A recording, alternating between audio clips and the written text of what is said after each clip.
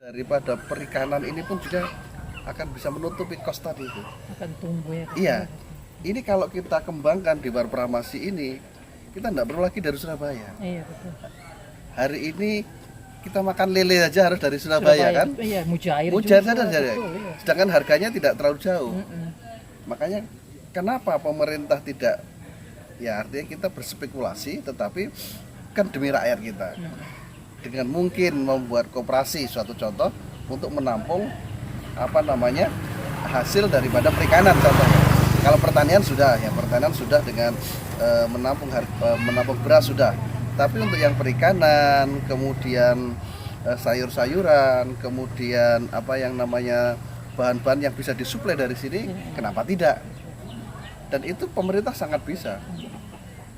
Memang kita agak rugi, tapi kalau yang mendapatkan hasil adalah rakyat, kenapa tidak?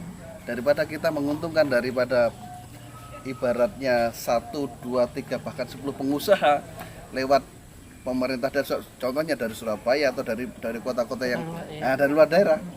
Kita nanti kalau begini terus, kita nggak akan bisa mandiri. Sedangkan kalau tidak disubsidi atau nggak diproteksi ini, kita kalah.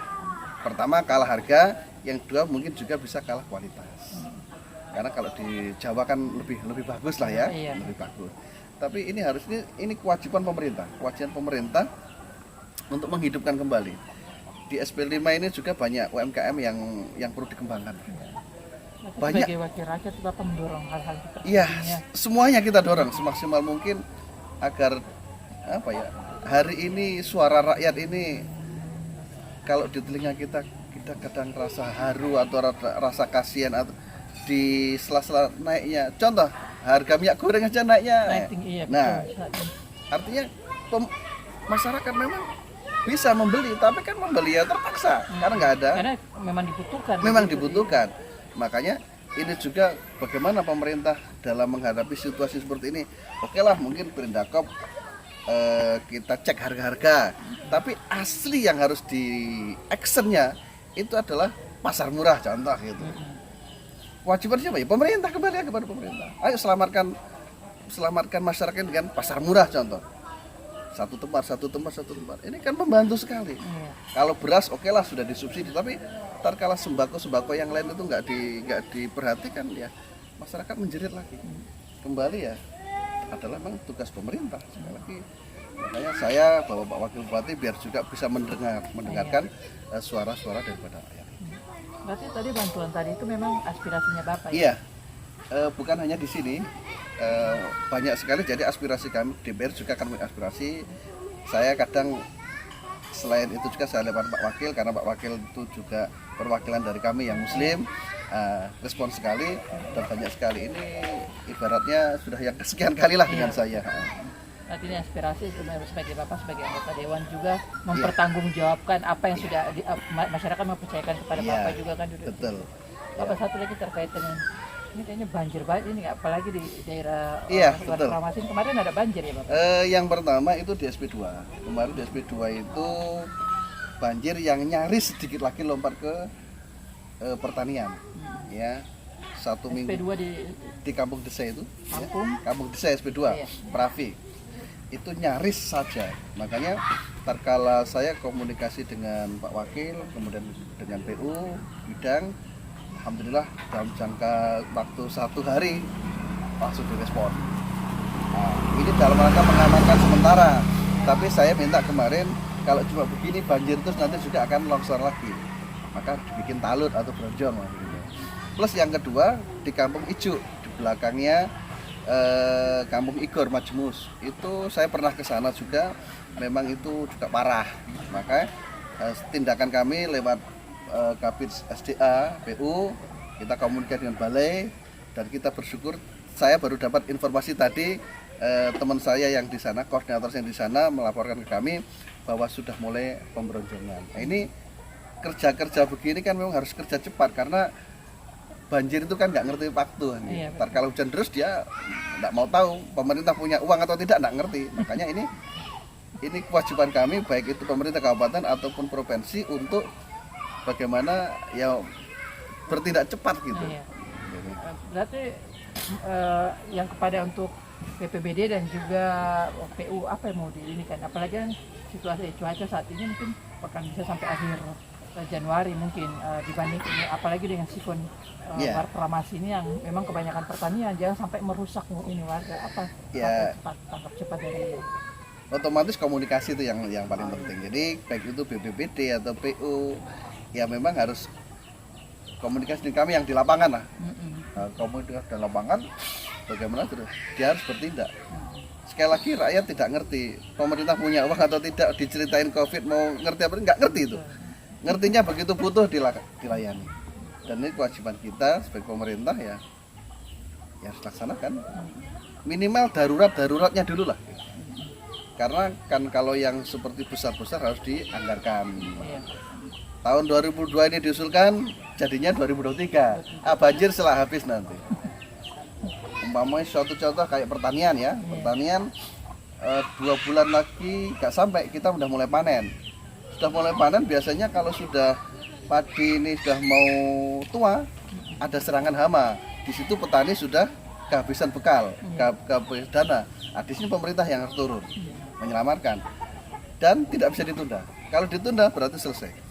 Nah, di sinilah kerja-kerja teknik ini ya, tidak terlalu banyak birokrasi yang berbelit-belit. Sekali lagi rakyat tidak ngerti birokrasi. Ngertinya hari ini minta, paling nggak ya besok atau lusa dikasih kan. Apalagi kayak keadaan bukan mendadak siapa darurat ya, darurat ya memang harus gitu. Kalau tadi terkait dengan tambang Bapak tambang ini berada di ini pemerintah, Pak Bupati juga sudah berbicara kalau itu ilegal. Bagaimana dari anggota dewan sebagai apalagi yang di Warpramasi? Iya, ini pernah kami diskusikan dan kami sudah minta kepada lingkungan hidup dan sudah melaksanakan pengkajian itu melihat dari hilir ini air dari Wariori ini kan. Maka kalau saya mengatakan saya menunggu hasil kajian dari lingkungan hidup ini kan diduga dari tambang kan gitu. Diduga dari tambang. Apakah dari tambang benar atau enggak saya sendiri tidak tahu, tapi kan ini diduga. Dan ini memang pencemaran. Sekali lagi saya kemarin langsung ke lapangan di SP6 di Boi Subur. Saya tanya kenapa ini air keruh, Pak Dewan ini dari Wariori. Ini kira-kira masih bisa untuk aliran sawah.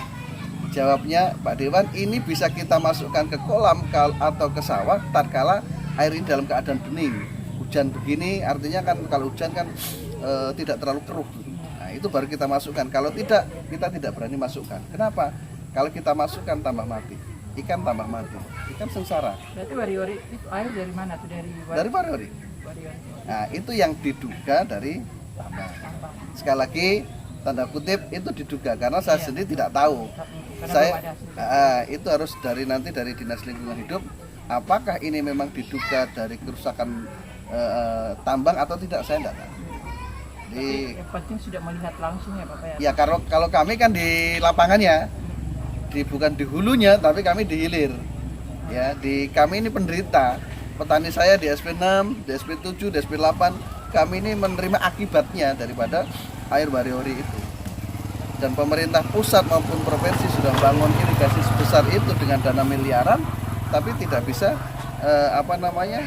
sasarannya itu tidak tepat. Karena apa? Air yang harusnya jernih bisa untuk mensuburkan ikan dan pertanian ternyata belum sesuai dengan harapan daripada petani. Berarti akibat dari ini ya dugaannya akibat memang kalau seandainya itu akibat dari pertambangannya itu dampaknya itu kepada masyarakat itu memang pada pertanian, mungkin itu perikanan, airnya tercemar itu ya sampai akhirnya bisa dampaknya kepada masyarakat itu.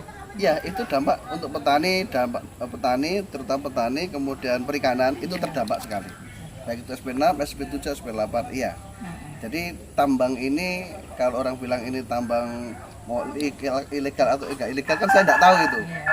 Tapi memang dampaknya negatifnya ke petani. Tapi dampak positifnya ke pedagang gitu. Dampak positifnya ada gitu. Kos-kosan laris kan gitu ya. Kemudian sembako laris kan gitu. Solar sampai habis-habis gitu ya. Sampai kita juga kadang bingung carinya gitu. Jadi itu dampak positifnya, tapi dampak negatifnya ya ada. Makanya kembali lagi ke pemerintah daerah, Pak Bupati, Pak Wakil Bupati, bagaimana mensikapi ini. Kalau memang untuk kepentingan rakyat, sebesar-besarnya untuk kepentingan rakyat, ya ayo ditertibkan, ibaratnya dikerjakan yang baik supaya semuanya enak lah, yang nambang juga enak, masyarakat juga mendapatkan kebaikan.